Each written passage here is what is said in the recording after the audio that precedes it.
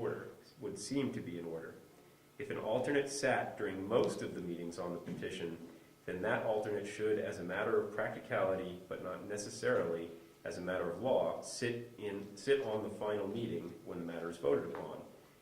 End of the quote. And that comes from New Hampshire Practice, Land Use Planning and Zoning, 3rd edition, volume 15, 27.07, page 362.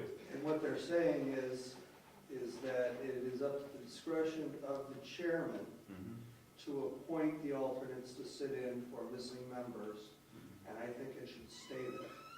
Okay. Well, clearly we're stirring debate on this one, so I'm glad that we're going in the right direction. Yes, Gary?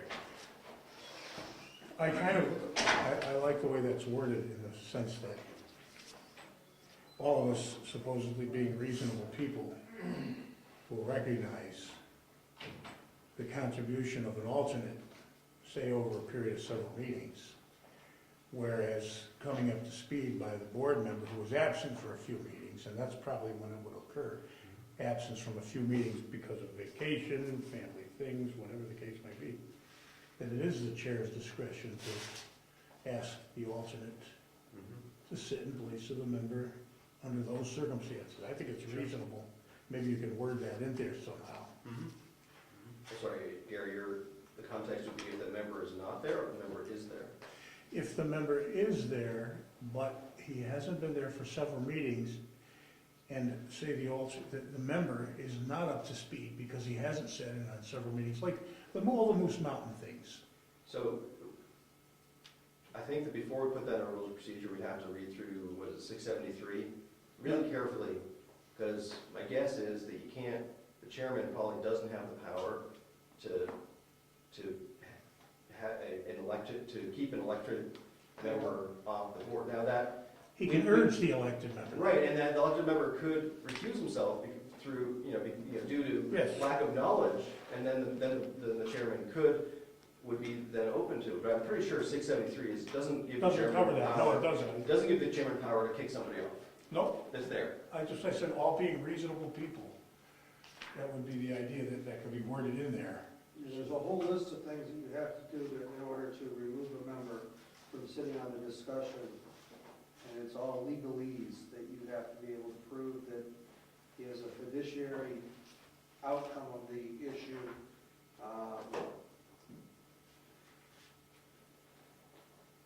Right, but all of those things would result, the member should be recusing themselves for a reason other than just that they weren't up to speed on it. Just because they missed a meeting or two does not mean they have to recuse themselves, correct? But they could be urged in the interest of. Yeah, there's 673.11 has no discussion here about the chair removing an elected person in place of an alternate, as you would expect.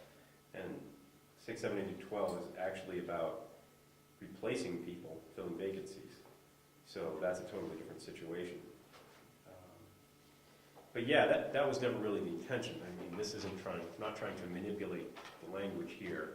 It's trying to make sure that the person who has put in the time, so to speak, somebody who's been here many, many times and is most knowledgeable on the issue is potentially sitting in on it. But That's the duty of the chair when he appoints.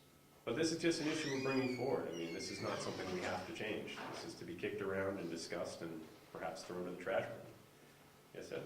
Well, shouldn't the alternate have the responsibility to keep the elected official up to date so we can continue to make that decision? It's never been that way before. It's the elected person's job. It's not worded that way.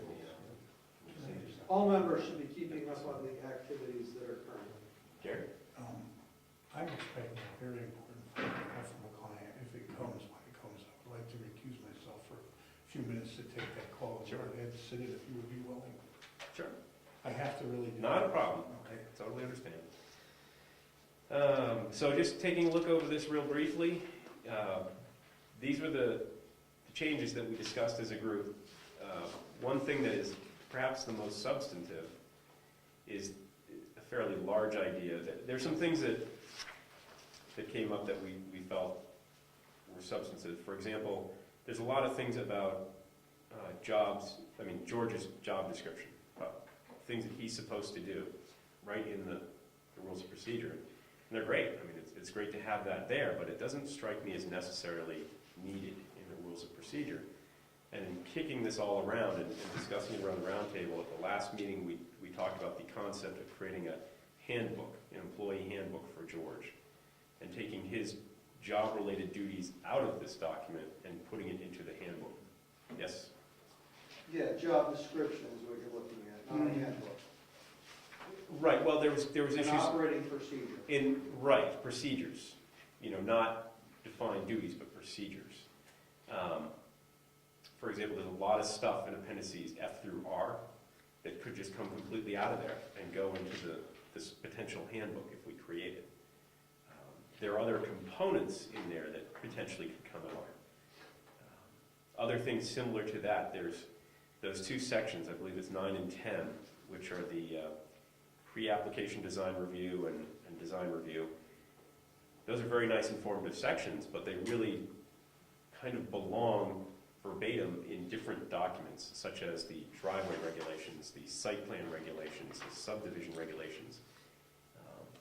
And by copying them into those documents and perhaps taking them out of the rules of procedure, it would benefit the applicants much more, because the applicants are probably never going to look at our rules of procedure, not once. Even though the comprehensive application is in there, which we realized also is a misnomer, because it's not comprehensive. It's missing driveway regulations and earth excavation and reclamation regulations. Well, each of those should have their own application. Right. Site plan review, all those should have their own application form. So this is what we found as a group, looking through the whole document. There was some concerns that had been expressed by members to me as the chair of the group about this not properly correlating with other documents that we have. We tried to cross-reference them as best as possible. The earth excavation document stands by itself. It is mentioned in the rules of procedure, mentioned in the applications a little bit, but it's not really cross-referenced. The driveway permit, same thing. And then we have the more substantive issues that we're going to have to get into this year about our other documents and their potential updating. Suppose that's the call. I believe so. So are you stepping off the board for a few minutes? Yes, I am. Okay. Please recuse. Would you like Ed, to you're recuse? on. I'll take that seat. Yes, please do.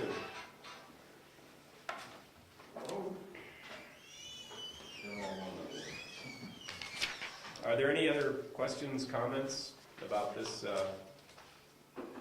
these suggestions? No, I'd like to review it and then go through the book at the same time and then Sure. discuss more. Sure. Yes, Rob? I'm sorry, Ed, that was the wrong number. Okay. Beg your pardon. Sorry, Ed, you're off. Yeah, the music's The not. first time we get a wrong number. The first one in 2 years. I didn't expect you. Well, I beg your pardon. Musical chairs. Yes, Rob? Section 4, item 2. Section And 4, 3, I think. Item 2 and 3, yes. This is regarding Mm-hmm. a recommendation that the board have, and, I'm sorry, that the board require that the chair have a year of experience, and Mhm. the vice chair, I think, is the same, right? Yep.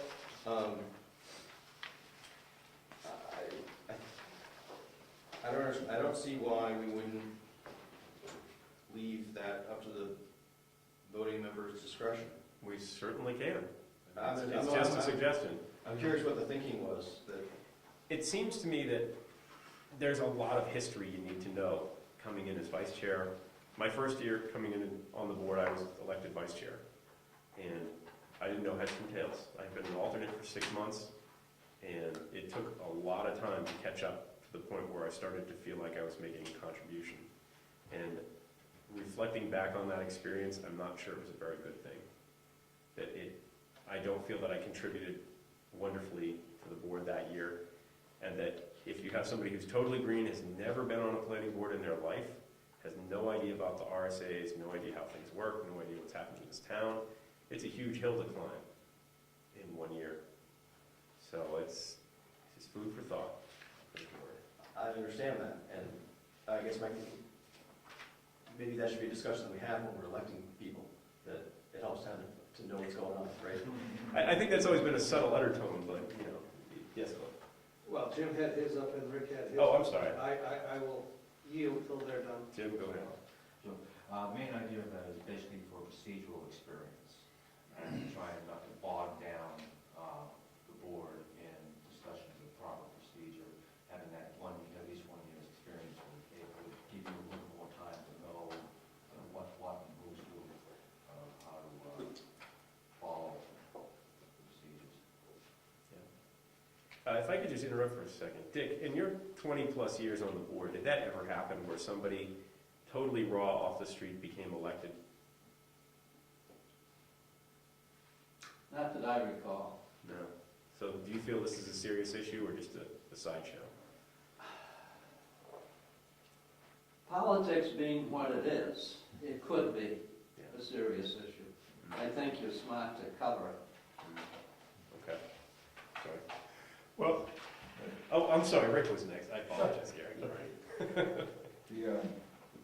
I don't think we should have a requisite, because you could end up in I agree that the experience is beneficial, but you could end up in a situation where a new person needs to assume the role of chairman, vice chair, and having something in black and white written in the rules and procedures could mess things up in that event. It's conceivable the whole board would resign and you have to elect all new people. Or worse. Or worse, we all go to jail. I'm sorry, yes, Cliff. No, to Rick's point is that you may have a board who's sat for how many ever years and not be able to take on the leadership role due to other outside circumstances, and therefore maybe the freshman, if you will, is the only person who can step up to the plate and take care of it. So by putting in there that they have to have at least 1 year's experience, you're painting yourself into a corner that maybe someday, and it hasn't occurred in all the time that I've been here, but maybe someday that you might not be able to get out of. I'm sorry, yes, Gary. I was just gonna say what he said, the capabilities there have a lot to do with it. Steve, for instance, was chairman of the Wakefield Planning Board. So it kind of depends on your acumen, you know? You should know better than. Yeah, you would think, but Yeah. And that was the first year appointment too. I was elected to the board, and that first meeting, the board elected me as chairman, because nobody else wanted it. Had you That's any what prior we're- experience to that, though? And was that a real problem? Not at all, None. not at all. What was your experience like? Stressful, it was stressful. Yeah. What, you basically fall back on the secretary or administrative assistant to get everything going for you, and all you do is basically answer the phone and have people, conduct a meeting, that's basically it. But as for experience and stuff, it's could be a stressful situation for someone who's. it's always a matter of acceptance, though. People accept, you don't have to accept the nomination. Yeah, well, we had 3 members of the board, that's all. What would happen in the event that nobody wanted to be chairman? No. Didn't we do that last year? Okay, we No, don't we propose. had, That would be an interesting. last year it was a voting issue thing. Yeah. Bob? So, I would feel uncomfortable with a hard and fast rule. I would feel very comfortable with a paragraph that briefly discussed that experience is helpful, knowing the lay of the land in Brookfield is helpful, and maybe leave it at that. So that'd be sort of an alternate suggestion. Let's see if there's any other things that are fairly substantial that we should talk about tonight. Most of it is really kind of minor. I don't know, you guys on the committee have anything else So, you'd like to add? Sorry, section 4, item 8, this is the site visit forum. Yep. Is it, my understanding was that a site visit was considered a meeting? We seem to have definitions of site visit all over the place. And there's references into here that minutes have to be taken, which implies that it is a formal meeting. But then there's,